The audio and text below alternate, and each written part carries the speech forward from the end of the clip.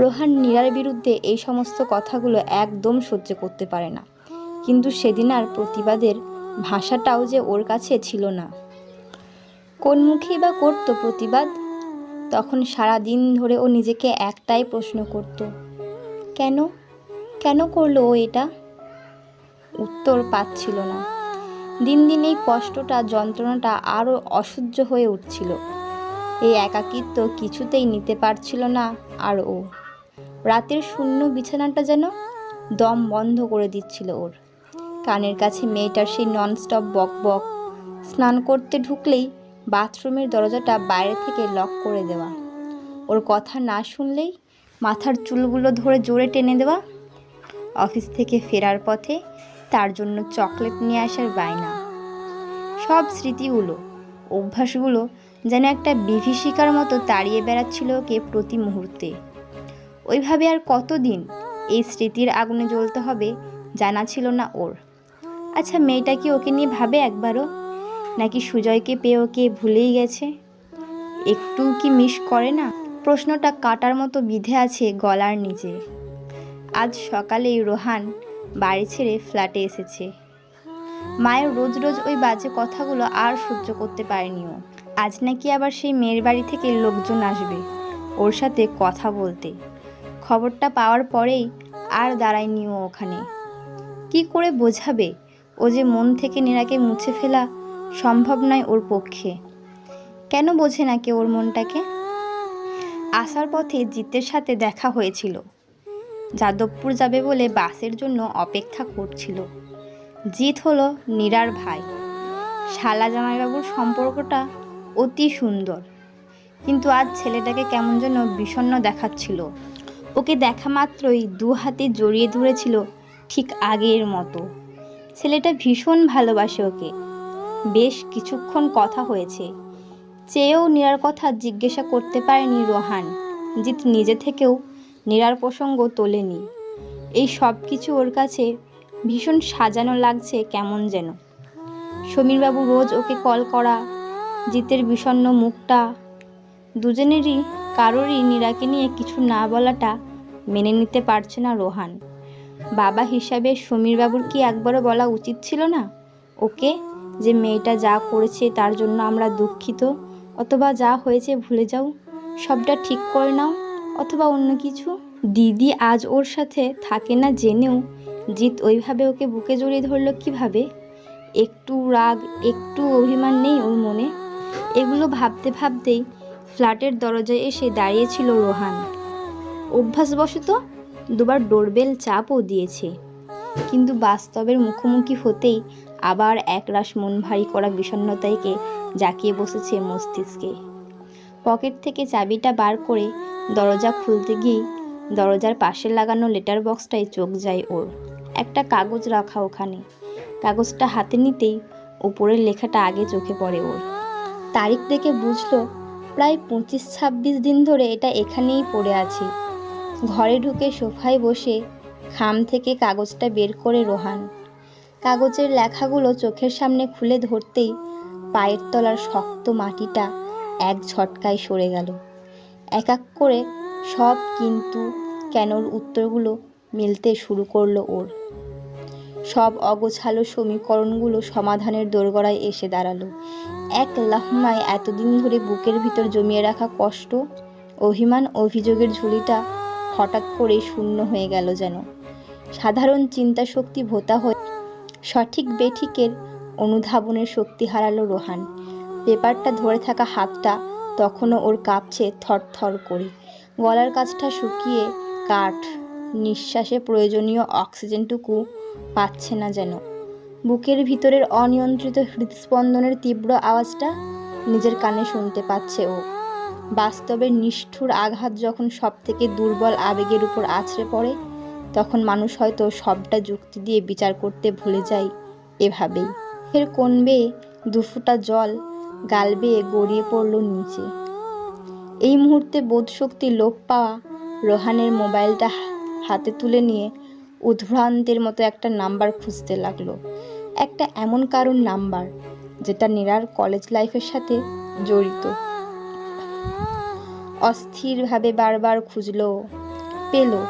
সঙ্গীতা, হ্যাঁ, এই মেয়েটা তো নীরার সাথে একই কলেজে পড়তো, ওদের বিয়েতেও এসেছিল। একবার নীরাই ওর নাম্বার সেভ করেছিল এই ফোনটায়। কে একটা ছবি পাঠানোর ছিল, যেটা ওর ফোন থেকে হচ্ছিল না, তখন এই ফোনটা দিয়েই।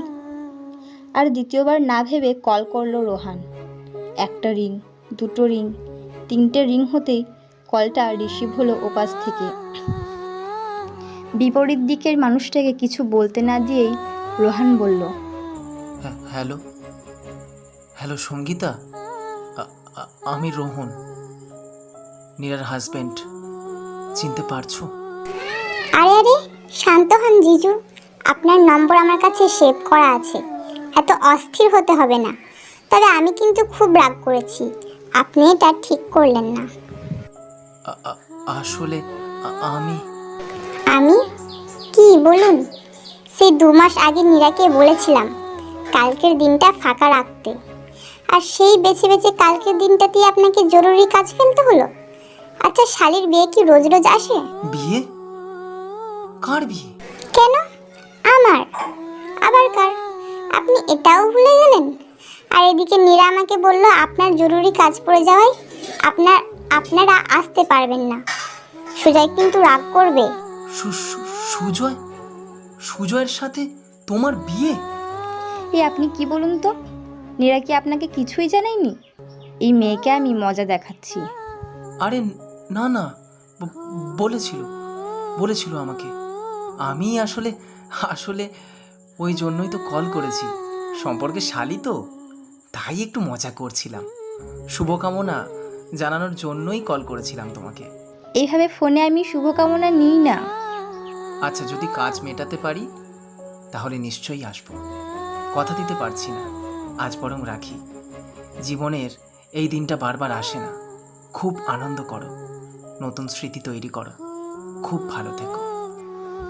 কলটা কেটে দিয়ে সেই যে ব্যালকনিতে এসে পাথর হয়ে বসেছে, আর নরেনি রোহান ওখান থেকে। গাছের ডালে বসে ডাকতে থাকা কোকিলটাও নিজের মন খারাপি সুর বন্ধ করে দিয়েছে এতক্ষণে। চোখের জলগুলো এসে জমেছে চশমার কাঁচটার উপর, সাথে ভিজছে হাতে ধরে থাকা ইনফার্টিলিটি রিপোর্টটা। একটা নিদারুণ নাটক সাজিয়ে নিজেকে ইচ্ছে করে দূরে সরিয়ে দিয়েছে নীরা, যাতে ওর এই দুর্বলতাটা কোনোভাবে রোহানের জীবনে প্রভাব না ফেলে। না, আর দেরি করা যাবে না, এমনিতেই অনেক দেরি হয়ে গেছে। আর কিছু ভাবলো না রোহান। সকাল থেকে ওই একই জামা কাপড়ে বসেছিল ও, পেটে খাবারের দানা পর্যন্ত পড়েনি। কিন্তু এখন এতে আর কিচ্ছু যায় আসে না ওর। ওকে যে ওর নীরার কাছে ফিরতে হবে। রাত প্রায় 10টা। এমন সময় হঠাৎ করেই ডোরবেলটা বেজে উঠল খানবাড়ির। একবার ঘড়ির কাঁটার দিকে নজর দিয়ে চেয়ার ছেড়ে উঠে গেলেন সমীরবাবু দরজা খোলার জন্য। চোখের সামনে রোহানকে দাঁড়িয়ে থাকতে দেখে বলে উঠলেন, বাবা তুমি? আজ আর রোহান এদিক ওদিকের কোনো কথা বলল না, সরাসরি জিজ্ঞেস করলো, আঙ্কেল নীরা কোথায়? প্রশ্নটা শুনেই সমীরবাবুর চোখের কোলে এসে জমল একরাশ নোনা জল। এতদিন মেয়ের মুখের দিকে তাকিয়ে নিজেকে শক্ত করে রাখলেও আজ আর আটকাতে পারলেন না। কান্না ভেজা কাঁপা কাঁপা গলায় বললেন, ঘরে আছে। এভাবে মেয়েটা আমার মরে যাবে বাবা, ওকে বাঁচাও। এই একটা মাস নিজের কি অবস্থা করেছে দেখো গিয়ে। খাই না, কথা বলে না, ঘর থেকে বেরোয় না পর্যন্ত, আলোর মুখ দেখে না।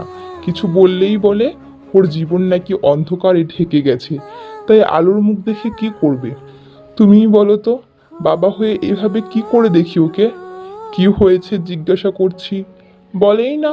শুধু বলছে ও নাকি তোমার জীবনটা শেষ করে দিয়েছে, ধমকি দিয়েছে যাতে তোমাকে কল না করি, ওর ব্যাপারে কিছু না বলি, না হলে নাকি ওর মরা। আর বলতে পারলেন না তিনি। ভদ্রলোক রোহানের হাত দুটো জড়িয়ে ধরে হাউ হাউ করে কেঁদে উঠলেন। ওনার পিছনে দাঁড়িয়ে নীরার মাও আঁচলে মুখ গুজে ফুপিয়ে উঠলেন। আপনার মেয়ের মাথা খারাপ হয়ে গেছে। আজ ওর গার্জেন হিসাবে ওকে যদি একটা থাপ্পড় আমি মারি, তাহলে কি আপনাদের আপত্তি আছে? ওকে যখন তোমার হাতে তুলে দিয়েছিলাম তখন তো বলেছিলাম ওর ভালো খারাপ সবটা দেখার দায়িত্ব আজ থেকে তোমার। তুমি যেটা ভালো বুঝবে করো, কিন্তু আমার মেয়েটাকে ঠিক করে দাও বাবা। ঘরের দরজা ঠেলে কারোর ঘরের প্রবেশের আওয়াজ পেতেই ক্ষীণ স্বরে বলল নীরা। আমাকে কেন তোমরা একটু একা ছেড়ে দিচ্ছ না বলো তো? কি এমন চেয়েছি আমি? মেয়েটার এই গলার ওই ক্ষীণ হয়ে আসা আওয়াজটা বুকটা কাঁপিয়ে দিল রোহানের। ওই আওয়াজে আর বিন্দুমাত্র প্রাণ নেই যেন, ক্লান্ত দুর্বল বিষণ্ণ এই আওয়াজ। ঘরটা ঘুটঘুটে অন্ধকার। আন্দাজ করে এক পা করে এগিয়ে গিয়ে বিছানার উপর নীরার মাথার কাছটায় বসলো ও। প্রিয় মানুষটার উপস্থিতি টের পেল নীরা, সাথে সাথে উঠে বসলো ও বিছানার উপর। কে কে এসেছে? রোহন, তুমি কখন? তুমি কেন এসেছো এখানে? বেড সুইচটাই চাপ দিল রোহান। আলোকিত হলো ঘরটা।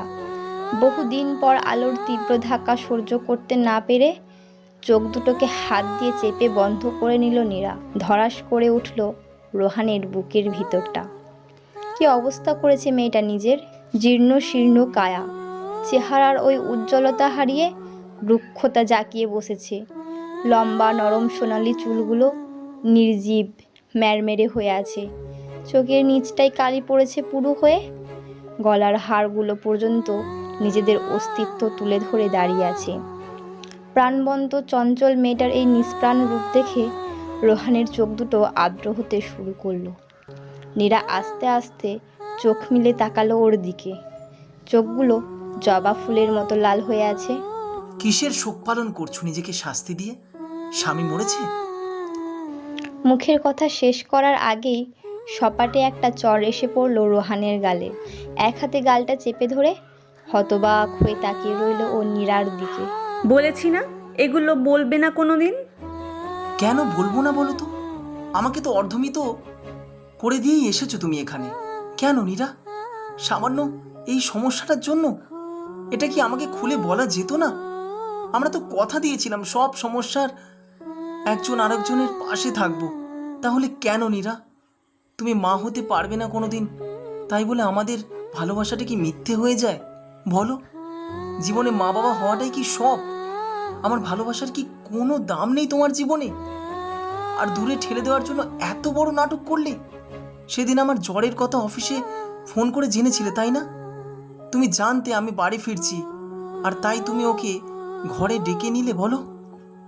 আমিও কি বোকা, বোকার মতো সবটা বিশ্বাস করে নিলাম।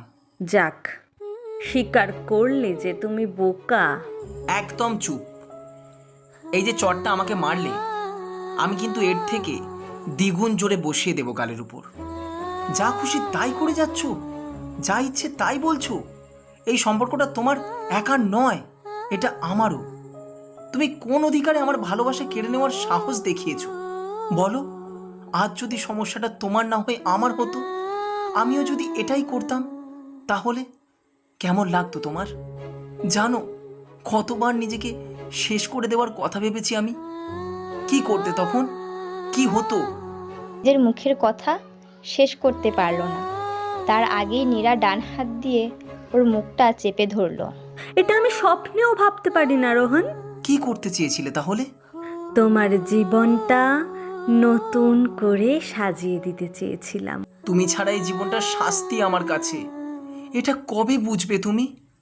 তুমি ছাড়া এই জীবন সাজে না নীরা। তুমি ছাড়া মুহূর্তগুলো মৃত্যু যন্ত্রণা দেয় আমায়। আমি যে ভালোবাসি, আর এটা কোনো ছেলে খেলা নয়। নীরাও আর নিজেকে আটকাতে পারল না। এতদিনের জমিয়ে রাখা যন্ত্রণাগুলো উজাড় করে দিল রোহানের বুকের উপর। নীরার চোখের জলে ভিজছে রোহানের বুকের কাছটা। দু হাতের মাঝে শক্ত করে চেপে ধরল ও নিজের বেঁচে থাকার কারণ কি। ব্যাস ব্যাস হয়েছে। এর থেকে বেশি কাঁদলে কাল সাজবে কি করে? সাজবো কেন? বারে, সঙ্গীতার বিয়েতে নিমন্ত্রণ আছে যে আমার, সাথে তোমাকেও নিয়ে যেতে হবে বলেছে। অশ্রু ভেজা চোখেও হেসে ফেলল নীরা। এই, আমি সকাল থেকে কিছু খাইনি, খুব খিদে পেয়েছে। এবার শ্বশুর শাশুড়িকে তো আর বলতে পারি না এটা। একটু খাবার পাওয়া যাবে? যাক, তাহলে এই বাহানায় তুমি ফাইনালি শ্বশুর বাড়ি এসে রাত কাটাচ্ছ। তাহলে বলো, মাঝে মাঝে আমাকে এইভাবে সব ছেড়ে ছুড়ে চলে আসতে হবে তোমাকে এখানে আনতে গেলে, তাই তো? এই একদম না, আর কোথাও যেতে দিচ্ছি না তোমায়। এইভাবেই থেকো সারা জীবন আমার হিয়ার মাঝে।